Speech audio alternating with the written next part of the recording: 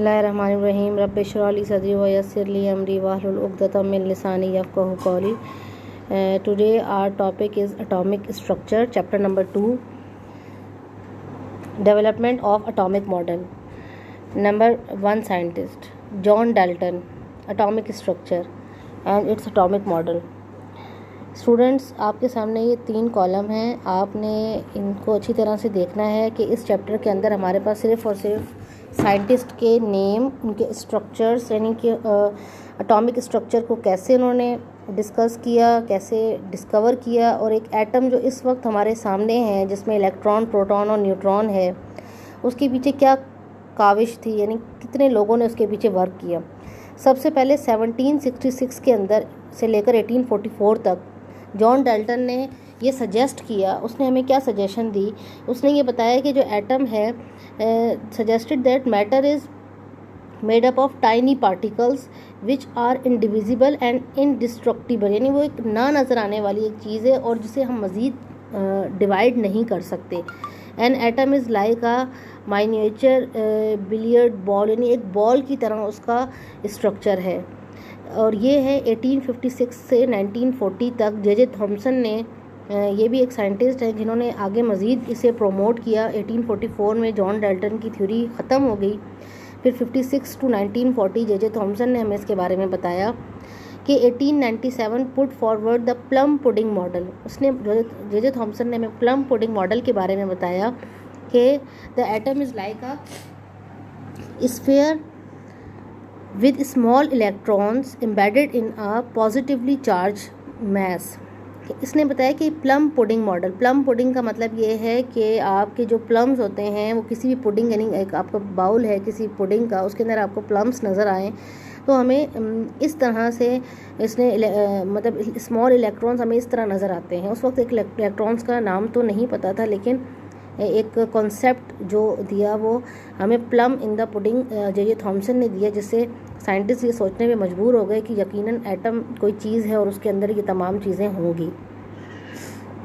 Next scientist हमारे पास है Ernest Rutherford, 1871 से 1937 तक। इन्होंने जो अपना एटॉमिक स्ट्रक्चर दिया वो ये था कि in 1911 shows that the atom is spherical and has a centre और nucleus with a dense positively charge. Rutherford ने ये बताया कि ये हमारे पास एक एटम का स्ट्रक्चर है जिसमें पॉजिटिव चार्ज पार्टिकल्स भी प्रेजेंट हैं। ये मज़ीद जब हम डिटेल इस चैप्टर की मैं आपको बताऊंगी तो तब आपको अंदाज़ा होगा कि इसमें क्या क्या चीज़ें रदरफोर्ड ने हमें बताई। Proton are the positively charge particles in the nucleus. उसने बताया हमें कि प्रोटॉन पॉजिटिवली चार्ज पार्टिकल है। A system of electrons rotate around the nucleus much like the planets orbiting around the sun. Rutherford ने एक बहुत अच्छा दिया सिस्टम, और इसे कहा भी जाता है कि रदरफोर्ड सोलर सिस्टम मॉडल। यानी रदरफोर्ड ने कहा कि इलेक्ट्रॉन इस तरह से रिवॉल्व करते हैं जैसे प्लैनेट्स जो हैं वो सन के मतलब कि जो है वो चक्कर लगाते हैं। इसी तरह से उसने, मतलब यहाँ से रदरफोर्ड ने कॉन्सेप्ट लिया। 1937 में इसका काम ख़त्म हो गया, लेकिन कुछ लिमिटेशंस थी जैसे प्रीवियस साइंटिस्ट की थी। तो रदरफोर्ड का जो काम था वो, इसका एक स्टूडेंट था नील बोहर, जिसने आकर मज़ीद रदरफोर्ड की थ्योरी को जिसे कहते हैं इम्प्रूव किया, और उसने हमें मज़ीद बताया कि जो इलेक्ट्रॉन्स हैं orbit in specific energy levels, यानी एनर्जी लेवल का जो कॉन्सेप्ट है जिसे शेल्स कहा जाता है, वो हमें किसने बताया? बोहर्स ने बताया। Each shell is capable of holding a certain number of electrons, यानी कि हर शेल के अंदर एक मैक्सिमम नंबर ऑफ इलेक्ट्रॉन्स होते हैं। उसके बाद एक और साइंटिस्ट था इन 1891 टू 1974 जिसे कहा जाता है जेम्स चैडविक।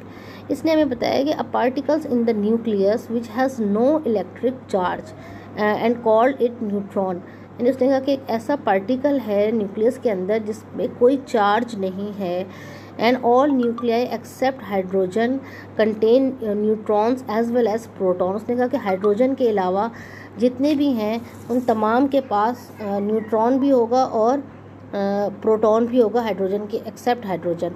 ये जेम्स चैडविक ने हमें एक बताया। अब सब एटॉमिक पर ये जो इस वक्त एटम हमारे पास है उसकी ये शेप है जिसमें ये इसके शेल्स हैं जिनमें इलेक्ट्रॉन है। ये शेल्स मैंने इनको अंडरलाइन किया, आप देख सकते हैं। ये आपके न्यूक्लियॉन है, यानी प्रोटॉन और neutron, and all these are the sub atomic particles, electron, proton and neutron. मतलब कि एटॉमिक स्ट्रक्चर बेसिकली ये है कि जिसमें हमें बताया गया है कि हम एटम को किस तरह से स्टडी कर सकते हैं।